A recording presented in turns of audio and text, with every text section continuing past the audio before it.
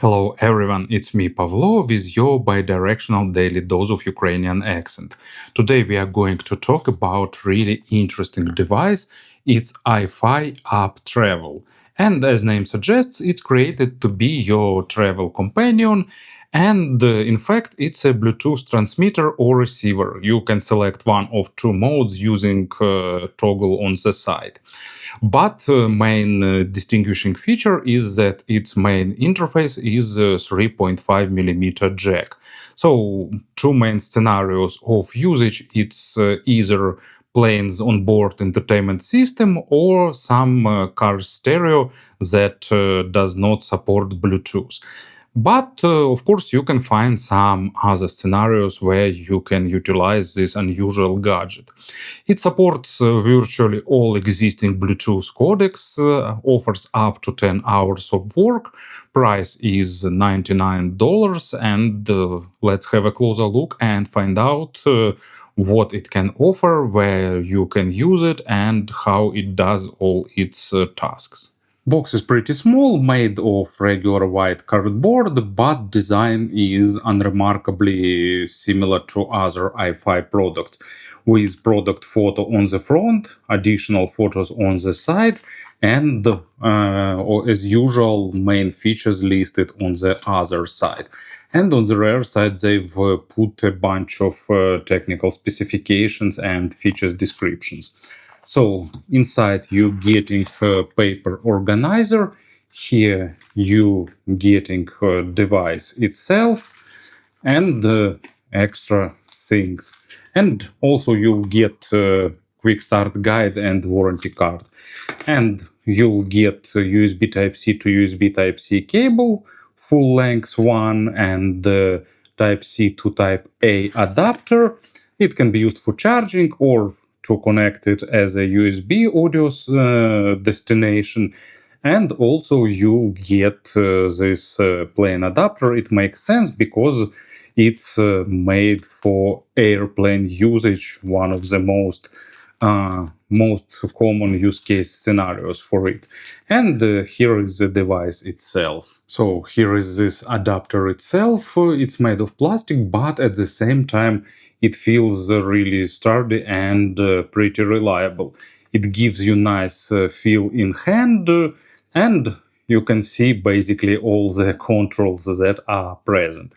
So on the right side we have a toggle between transmission and receiving mode, two buttons and four LED indicators showing device A and B, codec used, different colors indicated, and the link battery status, and two buttons to control this all. On the bottom, USB Type-C for charging, or if you want to use it as a sound destination via USB audio, you can connect it via USB too. And first I thought it's a lanyard hole, but then I understood that it's actually a microphone.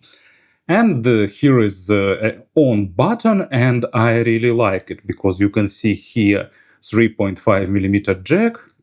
You press it and it flips from the side and it starts. And to turn it off, you basically need to press the button and flip this jack back in place. So it actually makes a lot of sense, and it's pretty fun and convenient because usually you will be connecting it via analog input or output. But if you want to use it via USB, it will be a bit unusual because you still need this jack to be sticking out to turn it on, because here is the on-off toggle.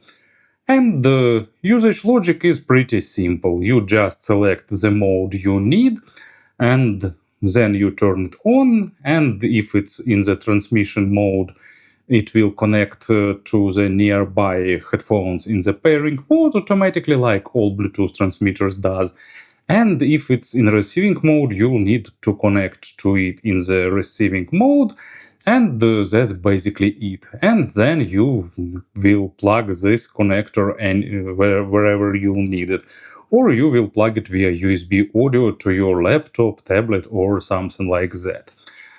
So you also need to charge it, and you'll get about 10 hours of work from one charge.